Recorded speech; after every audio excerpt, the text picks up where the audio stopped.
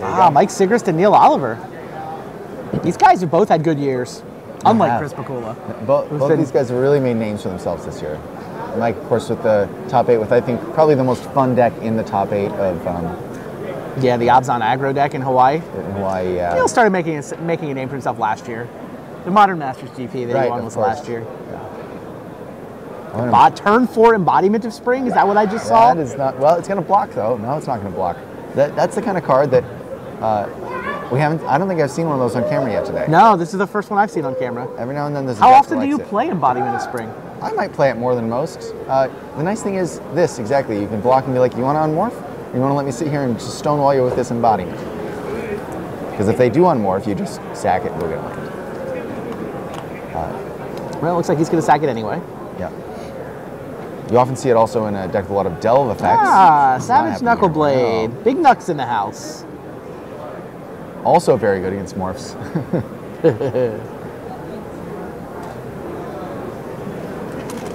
You know, Oliver coming off the top 4 finish, the World Magic Cup last week in France. Yeah, and he played in 2 of the qualifiers. He top 8'd in California and did not make it, and then he went and flew out to Pennsylvania to play in that one as well. High Spire Mantis gets hit by suspension field. Yeah, and everyone seemed to sing his praises the whole tournament long. Yeah. He's a very good player. And a good guy, too. So, Knuckleblade's going to eat the Bonkin, but debilitating injury can finish off the Knuckleblade. Yeah, so Mike looked at that for a while and said, gosh, can I take 5 or do I have to play into your trick? And unfortunately, the trick didn't really get him. It was a 2-for-1, but it did get rid of the Knuckleblade. Yeah.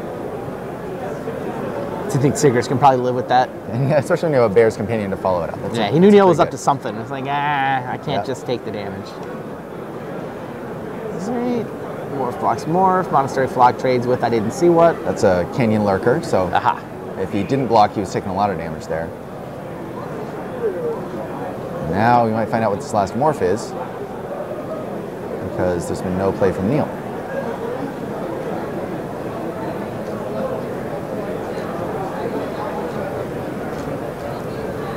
Mike giving it a think. Do I want to run into a Woolly Loxodon here?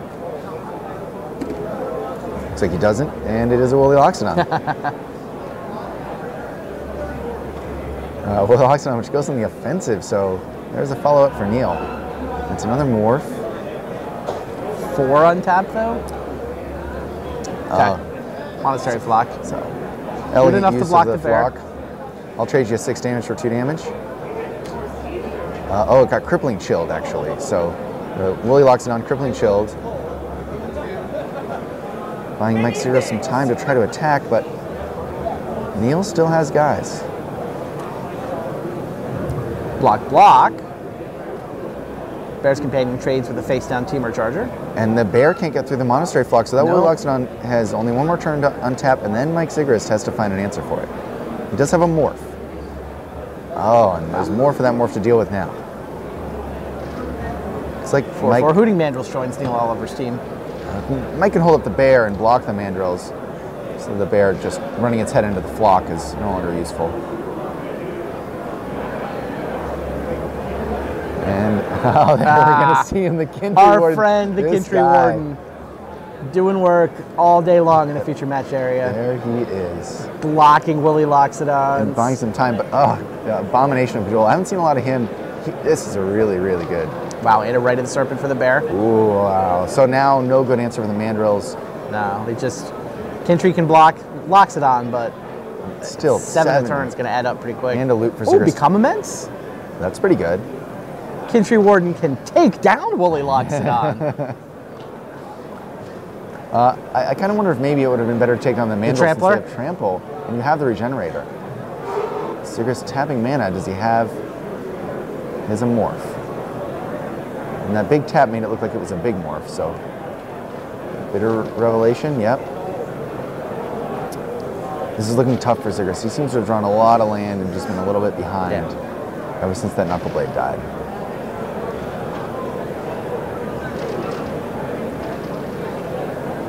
Neal Oliver draws some cards, plays a morph, gets in with the Abomination.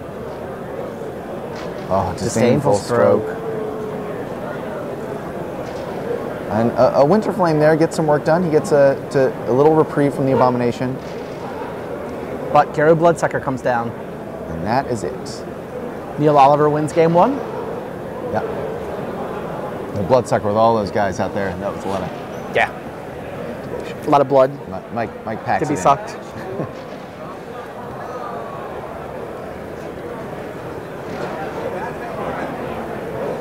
I haven't heard a record on these guys. Are they 7-0s? 6-1s? I don't know. I'm not sure. Do we know? Do we know the records? No?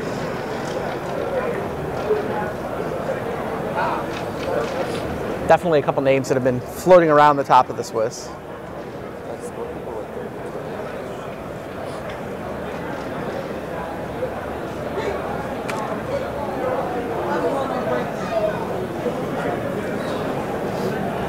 Mike appears to have done a lot of sideboarding, Neal not so much. Sometimes that happens. The winners say, it looks like my deck's pretty good for this. And we're off.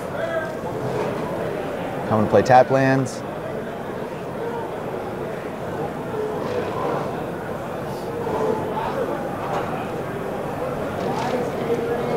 Bonkin trace for Bonkin. Injury trades for Morph. And Archer gets, joined by a Morph and a Tumor Charger.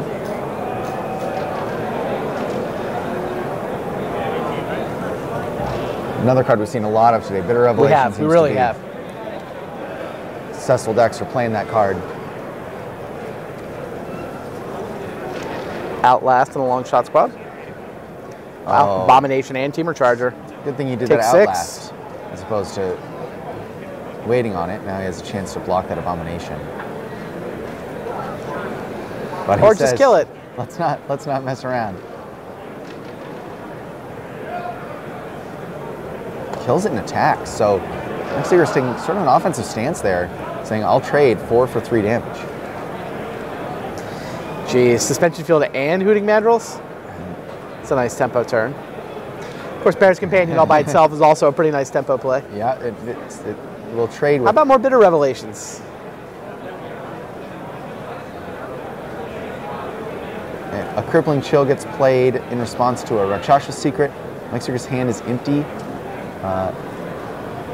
It's like it's Neal's... Tumor Charger trade for the Bear's Companion. But it's still a bear and a morph versus a 4/4 Trampler. That's tapped due to that previous Crippling Chill. Right.